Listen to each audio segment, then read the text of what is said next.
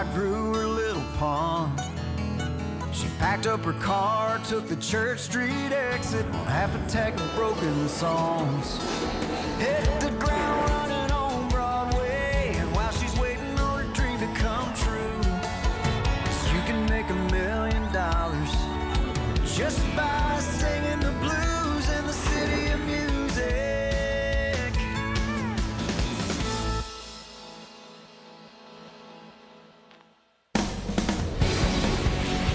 Hi, everyone, and welcome to NASCAR America Motormouths. Marty Snider, the Hall of Famer, Dale Jarrett, Kyle Petty, the guy over there, laughing, singing along with Brad Paisley there. We can't wait to get to the City of Music this weekend for the Nashville Superspeedway. Joining us on the show today, Josh Berry. He'll be here in a bit to talk about his final ride in the 8 car this weekend. Justin Marks from Trackhouse Racing will join us. We'll talk a little Daniel Suarez as well. Scott Miller from NASCAR will be here to chat about getting Nashville Superspeedway up and ready for this weekend's race. And also our buddy Jac Collinsworth will be on the show as well. We'll talk about everything Nashville. Of course, we want to hear from you guys, 844 NASCAR NBC. Also at the hashtag on social media, Let Me Say This. And so what's the main storyline you're looking forward to this weekend, DJ? I think the biggest thing is who adapts to this racetrack, because yes, some drivers have some experience there, but I think they're going to see something totally different in these Cup cars and everything that surrounds it. So it's going to be an interesting race, and I think the biggest thing is,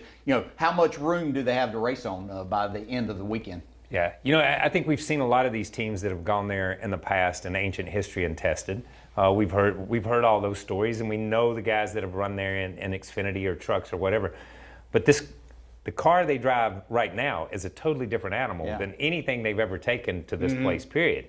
So it is going to be which team adapts and which team adjusts as the night goes on, as the day goes on, as the race goes on. It's going to be, this is a true test. I like it when they go new places. I love when they go new places. Little practice. And it's going to start out with who tears up the car first. Because somebody's going to get into turn 1, because it looks like you can drive it way down in there, and you can, but you might not come out. You just don't come out. You just don't come out. It's a sucker corner. How about that for a tease for practice on Friday? Can't wait to get that going. Of course, 10 races left until the playoffs kick off. So how did we get here? Well, let's look back at 2021 to this point. Drivers, start your engines, let's go! Yeah! And now, it's time to get down to business. The winner of the 63rd running of the Daytona 500 is indeed Michael McDowell. And Christopher Bell is a winner in the NASCAR Cup Series. William Byron scores the win here tonight at the Homestead Miami Speedway. Kyle Larson, what an afternoon for the 5. He wins in dominating style. 5 races in 2021, 5 different winners to start off the season. Truex wins. Ryan Blaney wins the Folds of Honor QT 500. Joey Logano will be the first driver in a half-century to win on dirt in NASCAR's Cup Series. Alex Bowman coming out of nowhere and picks up the win. Career win number 35 for Brad Keselowski. Kyle Busch celebrating his birthday today. The Bushy McBush race. The Busch won it. Dominating performance for Martin Truex Jr. He has scored the win at the Darlington Raceway.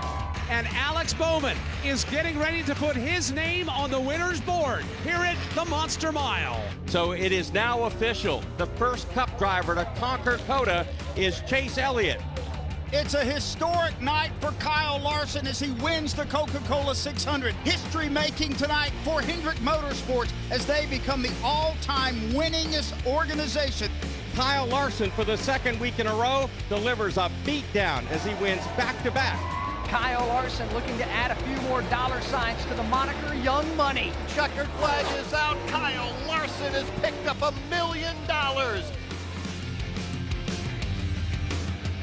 Man, it's been the Kyle Larson show lately. So, DJ, we mentioned just 10 races left in the regular season, and then this playoff board locks in. And if you look at that, man, the slots to get in via points are shrinking. Yeah, they sure are. And I think that everybody that we see there that's not in the yellow has to be concerned, because we go to a couple of new racetracks still, and then we've got Daytona to end things for the regular season. Yeah, and listen, the new road courses, going to Nashville this weekend, you know what I mean? A totally different place. And then you throw in Daytona, like you talk about. There are so many unknowns in these next few races. That I'm with Dale. If you're, and maybe if you're in the Yalla and don't have 2 or 3 wins, maybe you need to be concerned if you don't have multiples, because you might get kicked out with 1. It seems like so much has happened. I mean, we raced on dirt, raced in the rain, monsoon, if you will. That's true. Down in Texas, so and these 10 races leading into the playoffs are just going to be crazy. Let's bring in the guy who's going to be hanging out with you two at the front of the grid Saturday and Sunday. Our buddy Jac Collinsworth. Hey, Jac, you ready for your first Cup race on the air this weekend? I'm ready to rock and roll, and I'm fired up about any trip to Nashville, as I'm sure you guys are as well. I wanted to ask you, Kyle, with all that's changed, I heard you just talking about it a second ago, for the veteran drivers who have some form of racing experience on the Nashville Superspeedway, where will they find the greatest benefit? Where is there some advantage to be had? Probably down on Broad Street in one of the bars would be their best place. I don't think there is. I honestly don't. I don't think, no matter how many laps you have at this place in a truck, in an Xfinity car, we talk about the package that the Cup cars race now. We see guys struggle with different packages. We go into this race. I just don't think anybody has an advantage. I think some people have an idea of what this racetrack's going to do. But you know, we're watching Joey here. We've seen Kyle Busch win races there. We've seen other guys win. I just don't believe that anybody has that leg up on the competition unless you're Kyle Larson. And he doesn't have to even see the place to have a leg up at this point in time. So, DJ, as you mentioned earlier, we were talking off air about this. Everything is so different, tire-wise, everything. It's just think about how far that Goodyear has come with the tires that these guys race on now from the last time that they were there. And I know they did a tire test for a couple of days over there, but until you get into that competition and see exactly what's going to happen, get some rubber put down on this racetrack, things are going to change. So, man, for anybody to think they have any kind of advantage other than some guys that are just extremely talented, that's always going to win out. Well, you wonder, too, if Team Penske has some form of advantage after All-Star race that was pretty smooth for them. All 3 of their drivers finished in the top 5. Marty, I was going to ask you, are they the biggest challenger to Hendrick right now in your mind's eye? How do you see it? I don't know, Jac. I would defer to these guys, but I do know we talked to Joey Logano earlier today on one of our Zoom calls, and he said with the 550 package, we're just completely off. Like, we're not in the game with Hendrick Motorsports and those guys. And we were talking about Gibbs as well. Since the Truex win at Darlington, it's really been not that great for Gibbs. Kyle Busch has run better, but they haven't had a dominating performance. Yeah. To me, Hendrick is their own competition right now. That's right. I mean, everybody else is sitting here trying to catch up. How do we catch up? And when you're in the middle of a season, that's what the hardest thing to do is to figure out where, and with not a lot of practice time. So that's why I wondered if was it Penske, did they utilize that time at Texas last weekend to maybe test a little? Harvick and Stewart-Haas Racing, they looked like they were testing because they weren't in the game really to run up front. So there's a lot of work to be done there. Yeah, Rodney Childers' tweet on Monday was like Texas was a gut punch. We thought we had something, but we took a knife to a gunfight. Is basically what the tweet said. That's what he tweeted, and that. To be so public with his disappointment and be so public with we tried something and we failed, and that's a public failure. You've got to look at those guys and say, man, how good is Hendrick? You know what I mean? How good is Hendrick? Because all these guys, if we look at Penske and we look at Stewart-Haas Racing and we look at Gibbs, all these guys seem to be in the same boat. They are all fighting with each other for 5th behind the 4 Hendrick cars, you know what I mean, for 5th. So, It's interesting. I'm not sure there's anybody, and we've said it before about Gibbs. We've said it before about Penn. There's nobody in the Hendrick League at this point in time. There was nobody in the Gibbs League a couple of years ago, and there was nobody in the SHR League.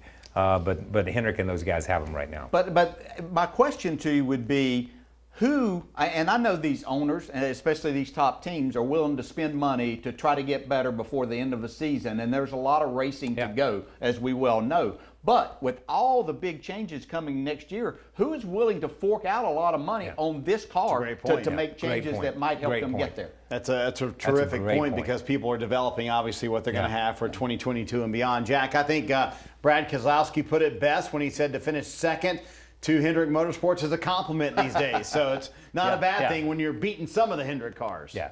I'm figuring out how NASCAR feels. This is actually a fun way to watch the show. I just fire some questions, sit back, and just enjoy it. Exactly right. Yeah.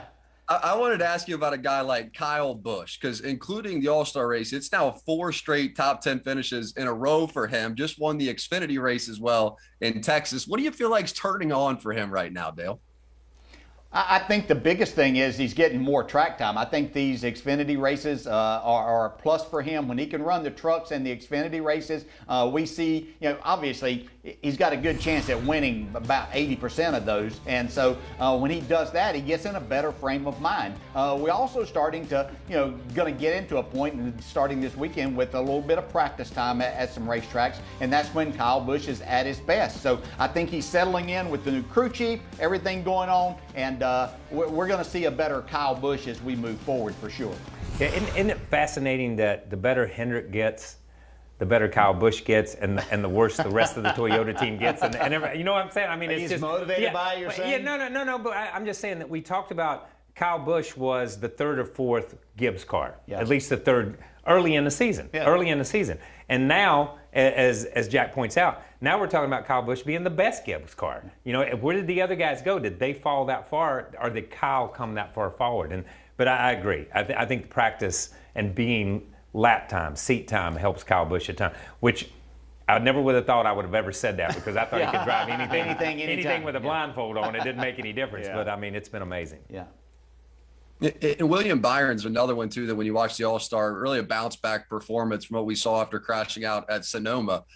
We know Larson now has become the clear #1 driver. Marty, Dale, for you guys, who do you have as #2? Who's that second best driver right now, in your opinion? That's a good question. I mean, you could argue that's the second best driver in the Cup Series, maybe. But what he's getting at, Chase Elliott versus William Byron. I mean, that's really the question, right? I mean, who's the better of the two right now? Well, doesn't Alex Bowman have 2 wins? He does. Yeah, but yes, he does. But I think on a consistent basis. If you ask me, I'm going to say William Byron right now. I think especially the majority of the oval track, that he's performing at a higher level, I believe. And he had a fast car there on Sunday night, and just got kind of in the wrong place at the wrong time there at the end of the race. And drove aggressive too. Yeah, he did. I mean, some of those moves with Chase Elliott were crazy. But listen.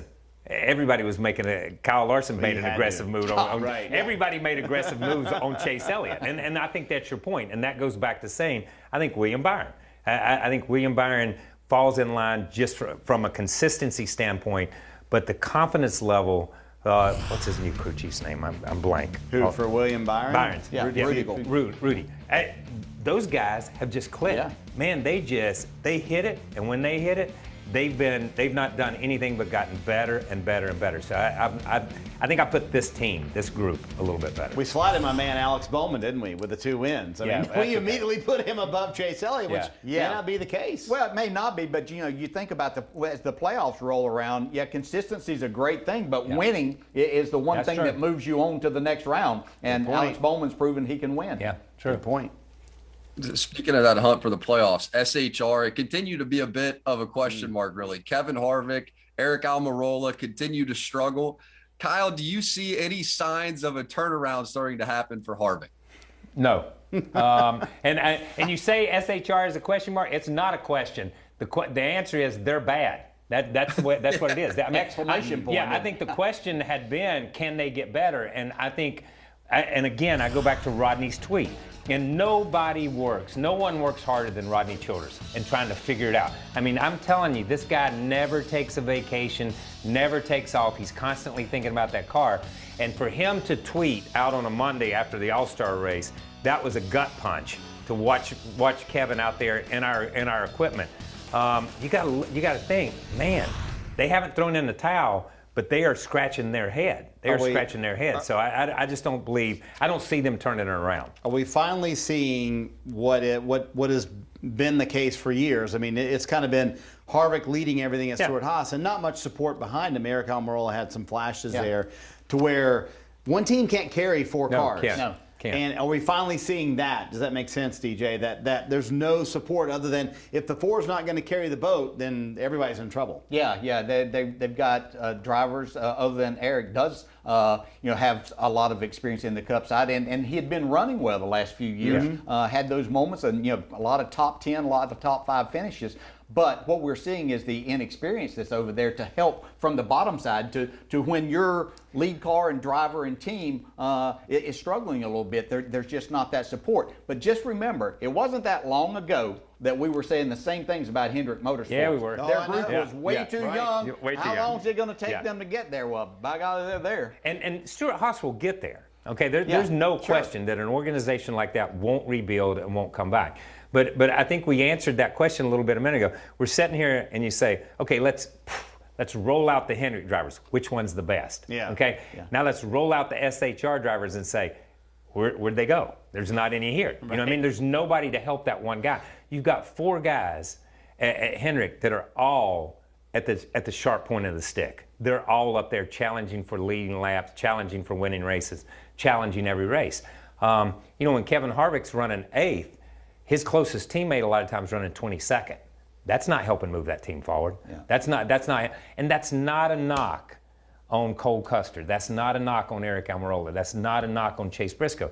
That's just the facts of where that team is. And as you say, we saw, most recently with the Hendrick organization when they had the kindergarten class of 1918 or 2018 coming out. You know what I mean? All those kids were just. It's like, when are they going to mature? They've matured. Experience matters. Yeah, they've matured. They've matured. That being able to have that voice that makes a difference.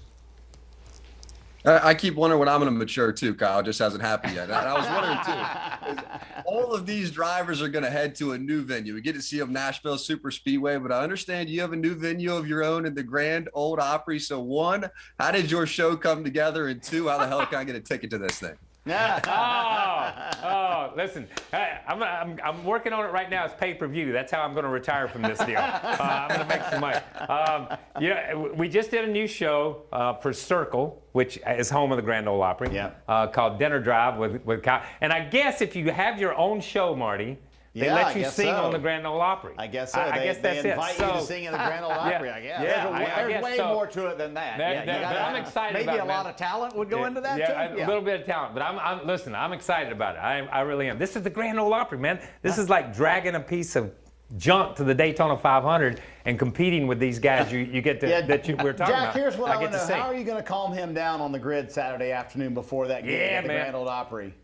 I guarantee you we are going to be having a party hanging out on that racetrack. When they told me I was with, I said, we're in trouble now. I'll catch you guys in Nashville. Thanks for letting me hang out for a little bit. Have a great show.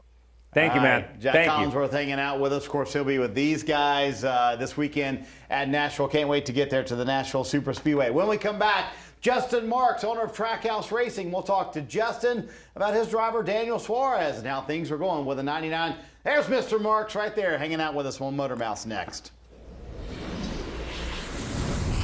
It's been a nice start for Trackhouse Racing 2021. There you go, 2 top 10s, 74 laps led, DJ. I think this has been a terrific initial season for Daniel Suarez and Trackhouse Racing. Yeah, there's no doubt I think they've overperformed for what most of us thought with a new team coming in and how difficult it is to break into that. So very impressive to this point. And Justin Marks is the man who leads that organization. And Justin joining us now here on Motormouths. Hey, Justin, you're a Nashville resident, so how fired up is this town for this weekend? Man, it's pretty special. I mean, they've been promoting this thing for a couple months, but Eric and his staff out at the Speedway have been sold out for a number of weeks now. So it's kind of like to just sort of building buzz around the town and kind of what we're going to do and what kind of party we're going to throw and everything. But NASCAR belongs in Nashville, belongs in Middle Tennessee. It's got, a lot of history here, and obviously with the banquet, a few years ago and coming back and everything. It's, this is a party town. It's an event town, and it's a great fit for NASCAR to be here. So I'm excited. Town's excited. And Trackhouse is ready to go. Hey, listen, I want to ask you about your season so far, because I have been first, and I've said it at this desk 1,000 times. I'm a huge Daniel Suarez fan. So I just like that kid.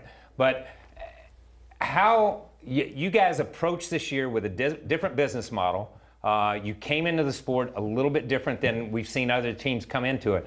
But, I mean, I look at that 1 top 5, 2 top 10s, but that could easily be 5 or 6 top 5s and 7 or 8 top 10s. There's just been circumstances that have changed things around. Did you expect this much success this quick? I was pretty careful in managing my expectations, or I guess identifying my expectations around finishing positions, because, you know, it's, as you guys all know, this is like the most, you know, competitive and difficult form of professional racing that there is in North America, and it's very, very difficult to be successful here. And I think, you know, for me and for Trackhouse, we're trying to take the long view on things and trying to be successful for 5, 10, 15, 20 years. And what that means this year is defining success by, you know, weekly improvement, about learning what Daniel needs in a race car, you know, about kind of building our company culture and building our vision, both, you know, on the competition side, you know, and in the marketing side. And the results sort of just take care of themselves. So, you know, I've been very happy with how we've navigated some of those things. I mean, we have definitely had some of those outlier weekends, like, you know, Bristol was unbelievable, and Daniel had never been on a dirt track until Tuesday of that week in a you know, street stock or something. And, you know, we have a very special driver in Daniel, so our focus really has been on making sure that we understand him, what he needs out of a race car, how to keep him motivated, and to kind of just build our culture and, you know, build our cohesiveness around delivering that to him so he can go do his job. But it's been a great start to the year. You're right. I think we've been in a position to probably have some more top 10s, but, you know, this is a difficult game, and you know, as you guys know, so many of these races come down to a lot of late race drama and a lot of variables that are out of your control. But, you know, we're careful to make sure that we don't define success or failure in year one by this many top 10s or this many top 5s. It's just about being better every week and just building the foundation for this company. Justin, you've proved time and again over the years that you've been involved in NASCAR racing in particular what a good businessman you are. But myself and others would question, why would you start this year with all the changes coming next year? Well, I mean, you know, so the plan was to launch this year no matter what. And then when the next gen car got delayed, you know, it sort of took a step back and went, okay, does that delay Trackhouse? Does that, you know, sort of what do we do here? And the more I thought about it, the more I thought, you know, if we get an operational partner like RCR where we ended up, and we utilize their resources, help share some overhead, limit our capital outlay, and limit the investments we make to get started, then I think the perfect scenario, you know, and I think Denny will tell you the same thing. The perfect scenario is to come in this year and be careful about obviously making investments in capital assets that are going to be obsolete. So, i.e., you know, don't buy a bunch of cars, but focus on the company culture and what I've been talking about, the company process, and make sure that we're working well together, that we're learning Daniel, that we're building a great marketing platform. So when the next gen car comes, we as a cohesive group are focused entirely on that race car. So we're not trying to learn a new race car. We have new hires. We're trying to figure out how to go to the racetrack. You know, we can get a lot of this stuff figured out and buttoned up this year, and then as a group jump into that new car and have it be a process spread over a year instead of like just all these unknowns on day one. That was the strategy. I mean, I think, you know, it makes this year difficult in some respects, but I think in 10 years from down the road, 15 years down the road, 5 years down the road, we're going to look back on this and realize that this was 100% the right move for us to make as a company. So, Justin, I want to ask you about that. You call it an operational partner in RCR, and we talk about teams that are affiliated with bigger teams. You basically went to RCR and said, hey, I want you to run it. I'm not going to hire a lot of people, unlike some other teams that start hiring, you know, 40, 50 people. You've got very few people, and you're basically letting RCR run everything. How is that concept, and who came up with that concept?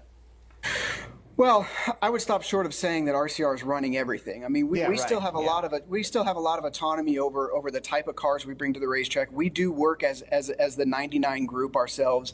You know, my idea honestly was we've seen this play out time and time again where owners have come into the sport and thought from day one that they're going to capitalize themselves, build their race shops, hire their staffs, and they're smart enough and will bet on themselves from day one to make it happen. I don't have any ego, and I'm not, you know, I want to be doing this for a long period of time. And so, you know, Ty Norris and myself, when we first started sort of ideating around what Trackhouse is going to be and kind of how to, you know, deploy ourselves in the sport, I said, we have to have an operational partner, and we have to. I said there's so much infrastructure that's underutilized in this sport right now. There's a lot of square footage that's not being used, fabrication, engineering, because there's just the sport used to be 45 cars going home every weekend, well-capitalized cars, and these engineering departments and these companies have been built out to support a 43-car field. Now we have 36 chartered teams. So there's an opportunity to utilize assets that already exist in the supply chain and go to some of these companies and say, we're willing to help offset some of those costs, and it helps us get involved in the sport without taking a bunch of capital and financial risk from the get-go.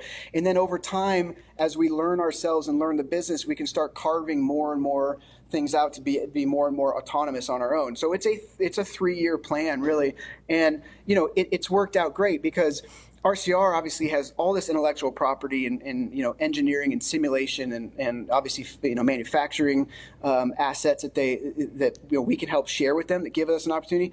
But at the same time, we can also build our team. So our biggest key hires were Travis Mack, our crew chief, and Daniel, and empowering those two to build a team around them. And RCR essentially allowed Travis to hire whoever he wanted.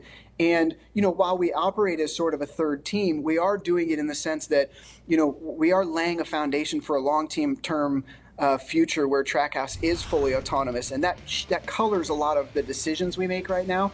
So to me, it just honestly, it was the most fiscally responsible way to come into the sport and set yourself up for long-term success without me going, okay, I've got this much money to spend. I'm going to go spend it all on day one and bet on myself and cross my fingers that this works out. This is a long-term plan.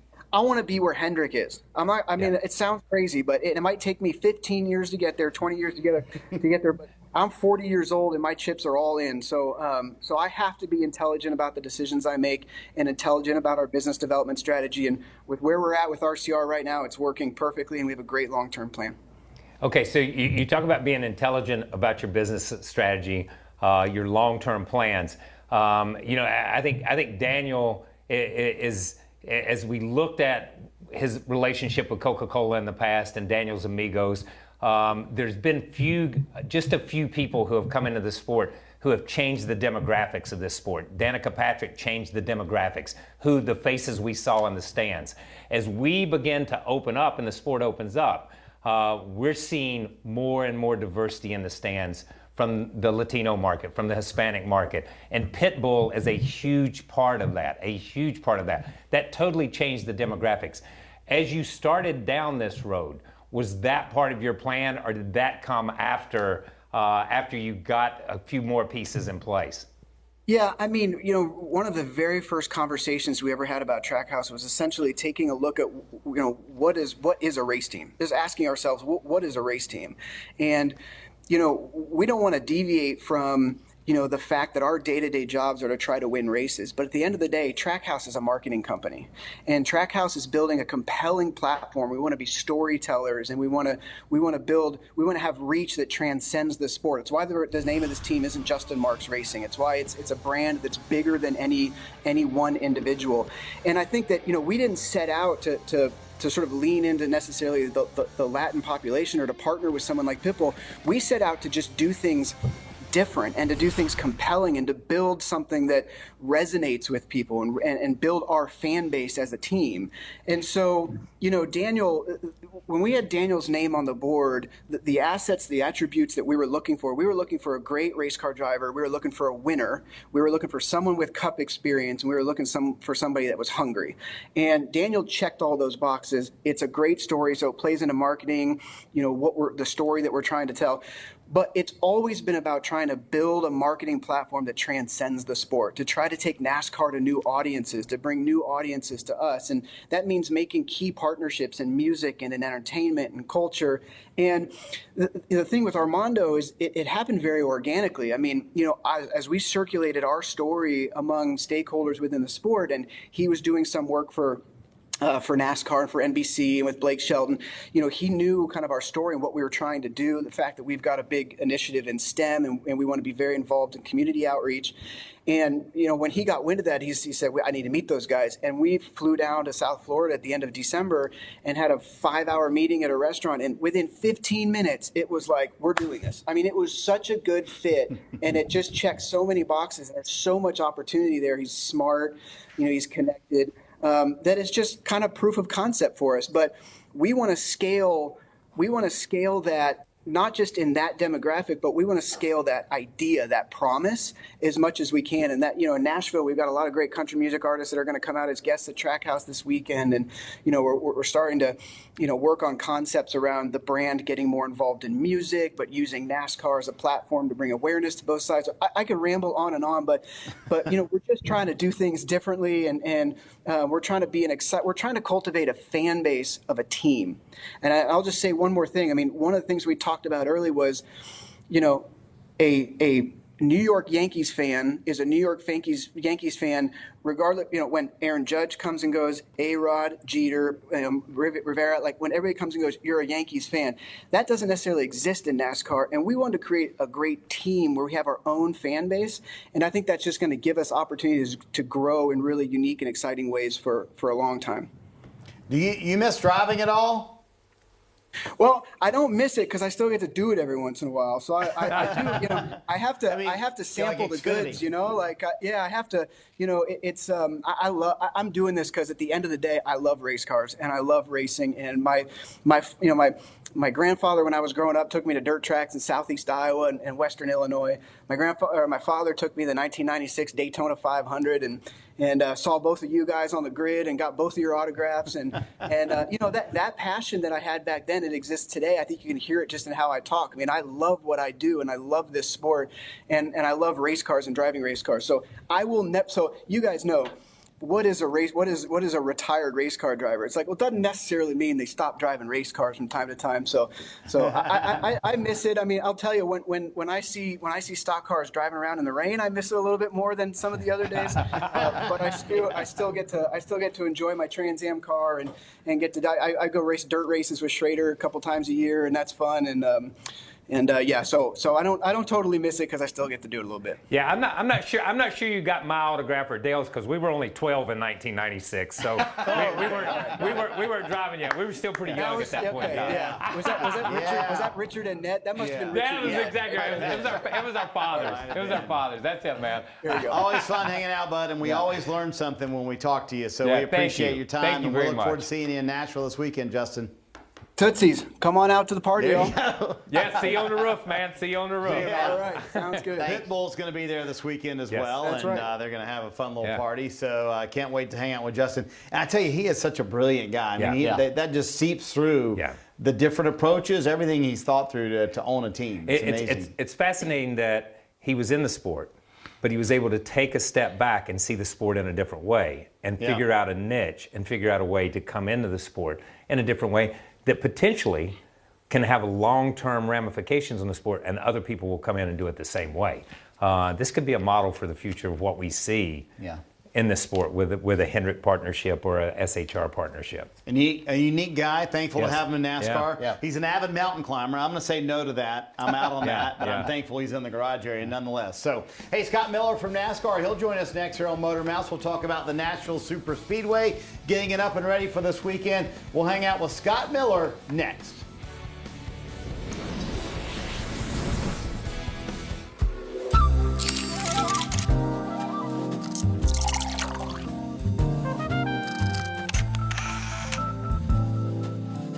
You were young, but all of a sudden, now the business has run out of your house. I was in grade school, and I do remember it became very serious very quick. I remember something big had happened in our family, and it was something very serious, and in a good way, but I think that I could feel a little bit of the weight of it. Yeah.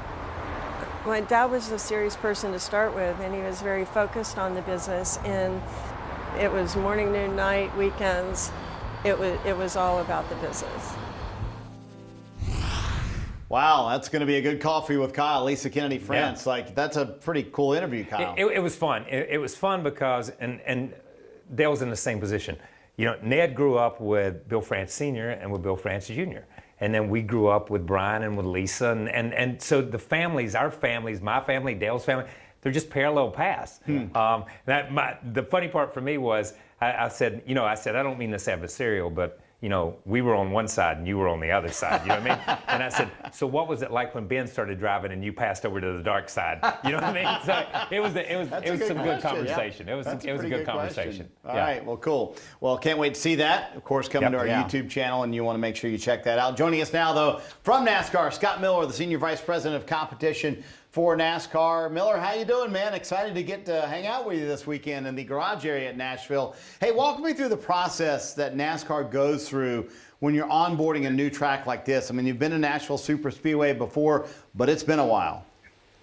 Well, there's a whole lot, right? So we start with just logistics and making sure the facility is kind of up to snuff. Anytime something sits there for that long, there's some cobwebs and stuff that got to be dusted off. And we have some new standards for the racetrack and the safety and the different aspects of things. So first and foremost, that making sure the facility is ready, not only for the competitors, but ready for the fans.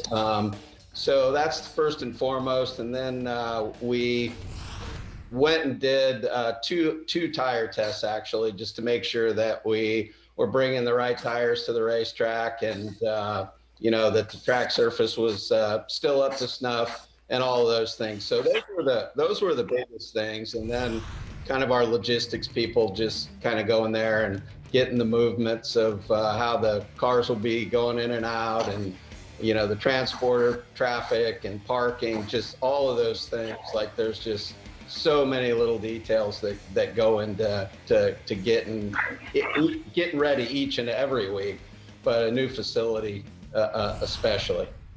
Yeah, I want to ask you about your tire test and about the racetrack and the racing surface itself. When a racing surface sets, a lot of times it just deteriorates just because nothing's happened to it. How hard was it for Goodyear to find a tire, and have they come in and prepped the racetrack to have it take rubber? I mean, this is a concrete racetrack, and I remember when they built this place, it was right after Dover did some of their stuff, and they're like, man, concrete's the wave of the future. Was there anything special you guys had to oversee from that standpoint? Well, so the initial test, they brought obviously a lot of tires, like you're familiar with the tire testing process. So they brought a lot of different things to try. And, frankly, there was some wear issues with some of the things. So they went back, did some homework, and then we did it obviously, as always happens with a track or even a green track. Tire wear is pretty significant. Once it starts rubbering in, it gets better and better. So one of the things that we did for the second tire test was did extensive use with the Tire Dragon, which is a machine, for those of you that don't know, that takes tires and kind of drags them on the racetrack and puts rubber down. It spins the tires, and it really does a great job of putting rubber down on the surface. And to enhance that process, we actually used a product that's been used, I think we used it at Gateway and a couple other places, that kind of accelerates the taking of rubber, some kind of rosin. I don't know the technical terms for it, but our logistics guys have used it, and we did treat the track, and probably the Tire Dragon is running around there kind of maybe. Hey, Scott, the restart of the 2020 season brought things to our sport that we had never seen in the past. No practice, no qualifying at the majority of events.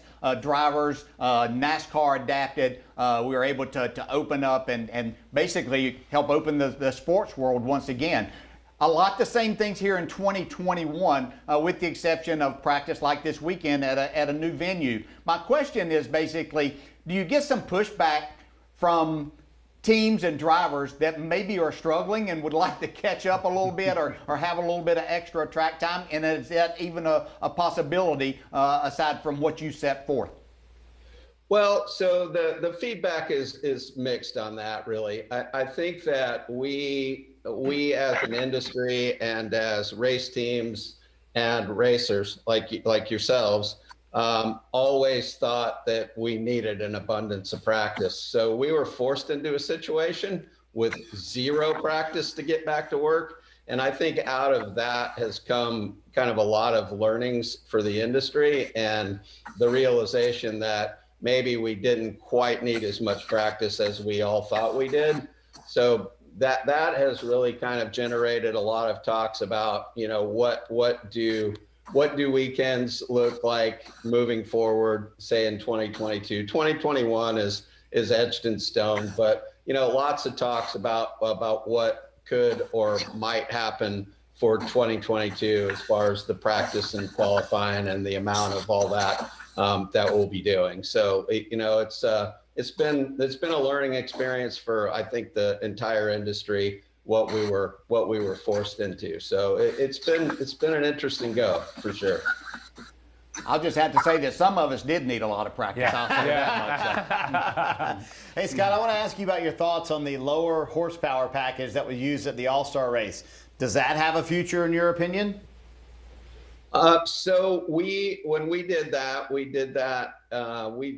as an experiment, just for our own learnings, right? We don't see that as something that we will implement between now and the end of the year.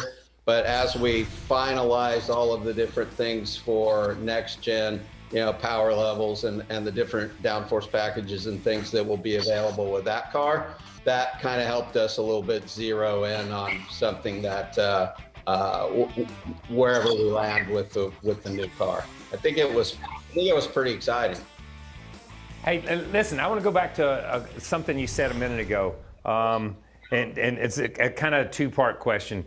You know, we aren't practicing, as you said. We're forced into this issue now where we've realized that these teams don't need as much practice. They don't need as much time on the racetrack. Number one, can you imagine doing that when you started as a crew member working on cars, not practicing with the equipment we had at that time? And I want to put it in the context of the equipment we had at that time. But moving forward to next year and the new car, for the development of the car, isn't practice at least some testing and some things needed to gather that database so that we can go back to less practice? Yeah, absolutely. I think one of the key things that allowed us to do what we did and do it so efficiently was the fact that, you know, the race teams had huge notebooks on these cars, and they really hadn't, you know, changed too much over the last 2 or 3 years per se, and just the amount of sim work and the amount of the how elaborate all the simulations and the models have gotten with these particular cars is what allowed us to do that. So certainly there's going to have to be a vehicle to collect that data and you know, get those same systems up and running for the teams to be able to do it with, you know, I don't think zero practice is necessarily going to be something that's on the table really, but limited practice, they're going to have to figure out things a lot quicker than they have before, for sure. Hey, Scott, real quick, I know as the summer goes along here, the garage area is going to open up a little bit more and a little bit more. So how measured have you guys had to be during that process of how you go about letting more folks back in the garage? Well, that's been done by our folks in Daytona, and you know, they kind of have been going off the guidance of all of the, you know, government agencies and things for how much we can open up. Obviously, here a few weeks ago, we kind of had a larger sort of opening of the country, if you will. So we're still being a little bit on the cautious side to, you know, just to protect the sport as much as we can.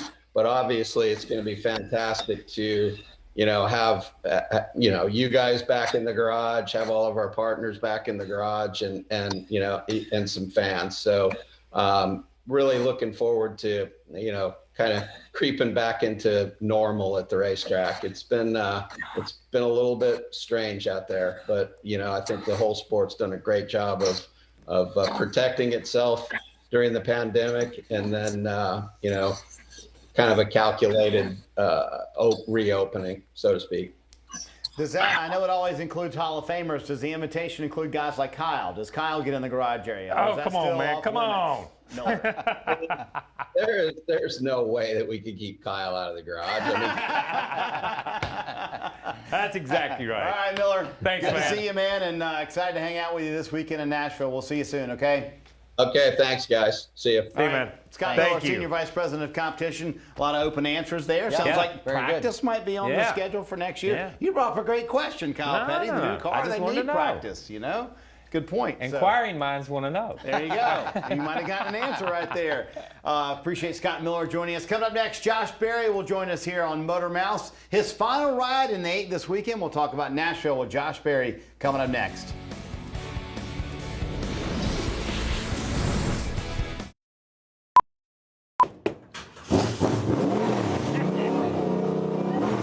Yeah! Woo! Music to my ears. It's moving them to tears. No!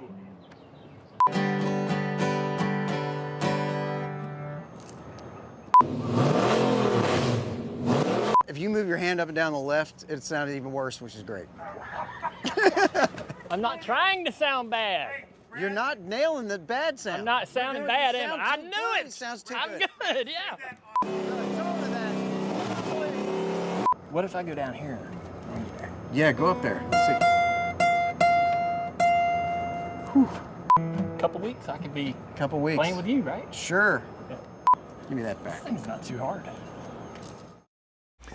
Those are the outtakes from the Dale Jr. Brad Paisley concert, sort of. All the shoot in Nashville. A lot of fun hanging out with those guys. They're going to be hosting this entire weekend along with Jac Collinsworth and Dale Jarrett and Kyle Petty. But Brad Paisley and Dale Jarrett, or Dale Earnhardt Jr., you'll be there too, Dale Jarrett. I will, but Dale I can't Earnhardt sing Jr. or anything. Yeah. We'll be all of that coming up this weekend on NBCSN, and can't wait for all of it this weekend from the Nashville Superspeedway. How would you rate Dale Jr.'s guitar playing, Kyle, as a guitar player? I kind of like Brad said, if you just move your left hand up and down, it'll sound worse. So keep doing that. You know what I mean? That was kind of it. I don't know where he was going with that. What am I doing up here?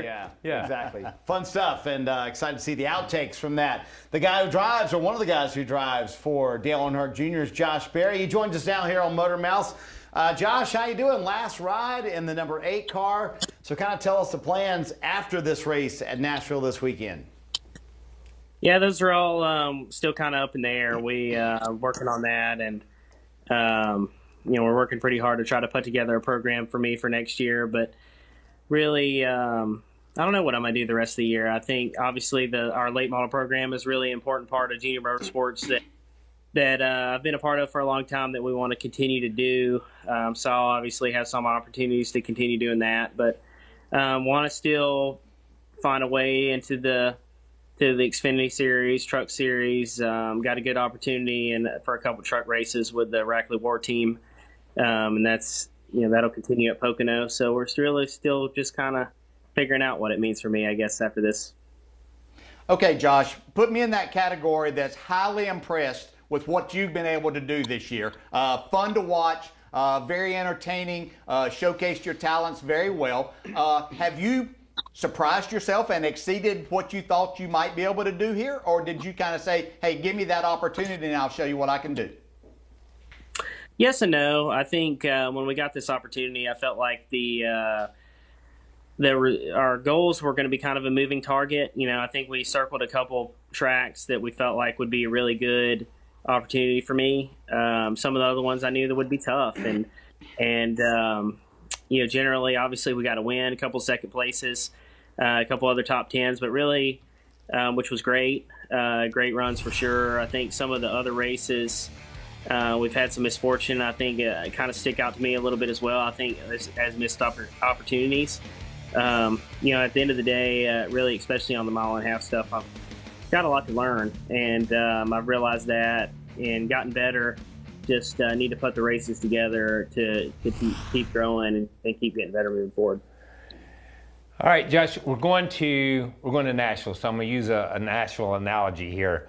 A lot of people put out music in Nashville, and it's praised by the critics. It's critically acclaimed, but the public just doesn't buy it. I'm fall in the category of Dale, where I have been extremely impressed with everything you've done in a race car. Mile and a half, you say you need to pick it up a little bit. To jump in on a mile and a half and do some of the things you've done has been impressive. But there's nobody stepped up and bought anything. Who's that screaming? That is my 1-year-old. That's awesome. I'm in Tennessee early. I come and we surprise my grandparents, or my grandparents, her great grandparents, and she has made her way up the stairs here. I kind of walked away. That's awesome. I guess that's better than a question from Kyle anytime. Yeah. So. Yeah, sorry about that. I guess that's right. Listen, dude, I got a 3-year-old and a 10-month-old. I'm used to this, so I'm good with that. So here's my question: are you disappointed that a sponsor hadn't stepped up and said, "Let's continue this on. Let's make something happen"? Well, I'm not. You know, I think going into this year, I felt like it was pretty set in stone what I was going to be doing. For the second half of this season, with the situation with Sam. I mean, we had a 12-week window to kind of accomplish what we wanted to do, and so I guess I'm not really that surprised. We're working hard to try to put together a program for me next year, and we've got interest in that. I think that it's something that's definitely possible, and we're just trying to work on that and figure it out. Listen. Don't worry about answering any more questions. Go be with your family. Okay? Just go, man. Good luck. I was going to ask you about being from Nashville, man. Are the Nashville folks excited about the race this weekend? Yeah, definitely. They're definitely excited. It's really cool. Like I said, we got to spend some extra time with him. I haven't been able to make it up here a whole lot, and I like to see my interviewer got busted up a little bit. I tried to sneak away and do that, but I'm really excited. The truck race, that's going to be really fun too with the Rackley War deal. Rackley Roofing sponsoring the race Friday night, so it's a great opportunity as well. Let us wave to the family. Let us wave to the family, Josh. Show us. Yeah, show us the family. We'll say hey to them. Well, yeah, I think my grandparents worked up here to get my little girl back downstairs. She okay. That was the deal. That's what you're hearing. All right. Well, good stuff. Well, have a good weekend. We'll see you in Nashville. Thank you. Good luck. Good luck, man.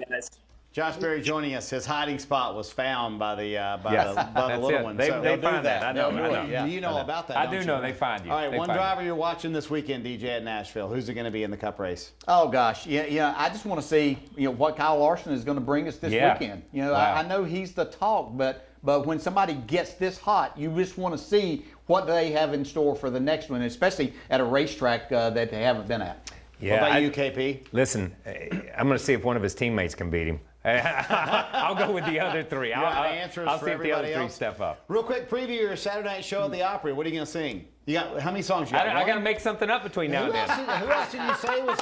You said some other guys. Sawyer Brown, Josh Turner. I don't know. And you? And me. This is huge, man. This is huge. I'm the doorman. So well I'm the doorman. Thank you. Yeah, right. Congratulations on that. Thank you, man. That's great. Thank you. Can't wait to get to Nashville this weekend. We'll be back here on Motormouths on Monday. We'll break down everything for Nashville and preview 2 Pocono races next weekend. See you then.